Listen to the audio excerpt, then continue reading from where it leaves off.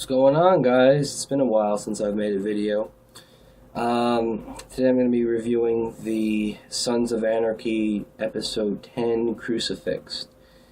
I haven't done any reviews of this season, most likely only because I've been busy, and at the same time, some of the episodes, they don't really need a review. I mean, some of them were pretty boring to me. I mean, it's an intense season, but at the same time, it's just, other reviewers have had their fair share of better reviewing than me, but I want to keep my thoughts out on this episode. The episode's called Crucifixed.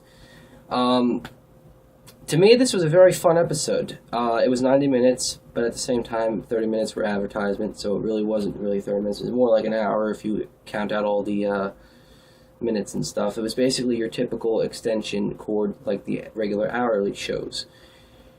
So this episode was to mark a big question.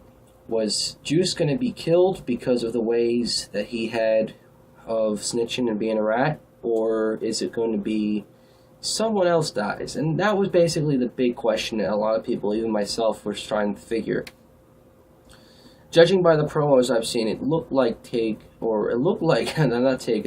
Chibs executed somebody in a warehouse of some sort. So in a way it was true. The first scene in this episode marks the continuation of episode 9, where Jax is following Juice, and believe it or not, I thought Juice was going to be either confronted by Jax or going to be killed by Jax right then and there, because as we all know, Jax is this raged psychotic almost in this season now, ever since episode 3. He actually gets put into law enforcement, and Roosevelt tells him about, that Jax knows, and that it's a matter of time. He did tell him, though, that, Jax speculated it after he went by the members' names, and he knew that there was only one left, and it was the best friend of Clay Morrow, his stepfather. So it just goes to show you that, it's time. So he tells him that, he tells Juice that he has to start getting out of Charming before Jax or the crew gets him, but that doesn't happen. Next morning, Jax wakes up, and Juice is playing with Abel, and next thing you know, he tells Juice that, he knows, and that it's some intel on Clay, and other than that, it's the part of, you're going to help bring down Clay, or you're going to get killed. No matter what, I think that he's going to get hung too. I mean, even if he can't find intel, that's the thing. I mean, it's going to be a barrier season. So it's basically leadership among Jax. And I thought it was a pretty good one because, I'm a fan of Juice, but at the same time, he's been basically too much of a Clay boy all of a sudden. Meanwhile, Clay he wants protection. Now, this story comes into play because I guess it's all about the cartel, and that the Galindo is this new proposal and shit. I really didn't pay attention to the episode. I was more focused. I was a little too out of it last night, but, Jax will die, and, he wants to resume his leadership of the Sons, which kind of brings me into, and I will give a sneak peek of the episode 11 next week.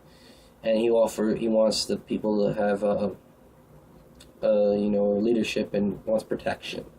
So other than that, that's really nothing. I mean, it's typical Clay Morrow. Now the main issue of this episode was the starting point of the episode. Two prospects were waiting for the release of Opie's killer, the guy who whacked him with the pipe, the giant big guy with the beard. I called him the Fat Kimbo Slice. He gets released, and they're watching him. And the plan is that I guess he got into, Pope gave Jack some intel, and, assuring that he'll follow in there. They track him down to a black plate, because this group called the Grim Bastards, a black MC, are watching him. They're protecting him, but they don't know that Sam Crow's looking for him, and they didn't know that he killed Opie, so that's the best part about it. However, it's sort of like a key click, they have to watch him, no questions asked. Jax doesn't take forward into that, and, it turns into a huge thing. They see him, he sees them, he shoots somebody. I don't know if it was a prospect or it was one of the Black MC. They kept him out of the dark, but, other than that, he's a goner for now. Meanwhile, Jax meets up with Pope again, and this was a question that Jax had put the Pope in the first episode with him and Jackson face to face after Opie's death. Now, I guess they put this question back in there because since Opie's death was really watchable, a lot of people were so stunned that they weren't really paying attention to the conversation if they could have. So they brought back the time bomb with Tig. As everyone knows, if you don't know, Tig is on the agreement still about, the idea that Pope can take Tig wherever the hell he wants, also because of the fact that, and that's basically because Pope wouldn't be involved in this whole story arc if Tig didn't go apeshit and kill his daughter, which is the main thing.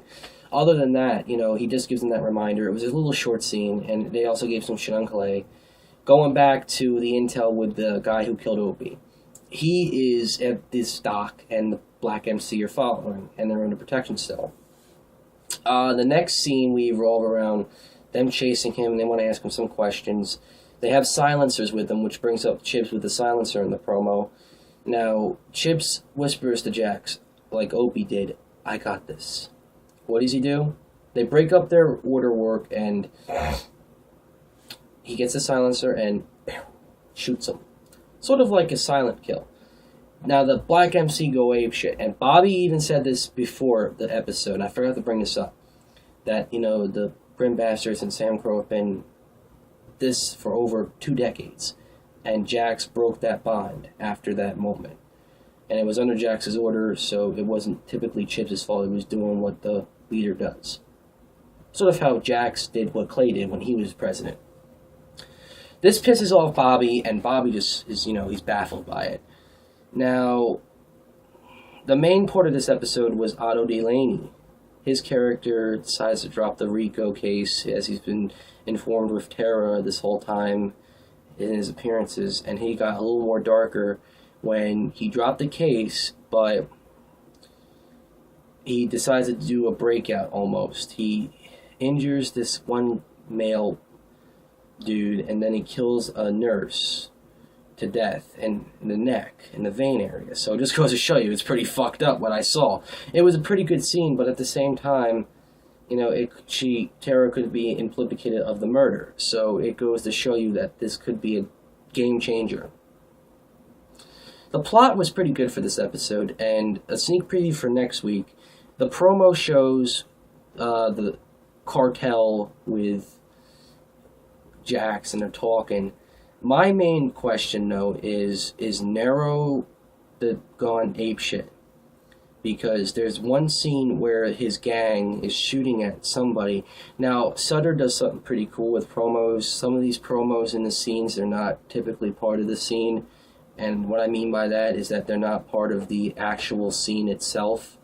The gang he's shooting at could be someone else, but at the same time, we don't know until next week. But at the same time, like I said, it was a pretty swell episode, and the promo for next week, I'm really hyped for. I don't know what's going to happen, but we're getting closer to episode 13, the season finale, so I know that it's another 90-minute. It's going to be a large. The final 2 episodes are going to be bloody, and it's after 11.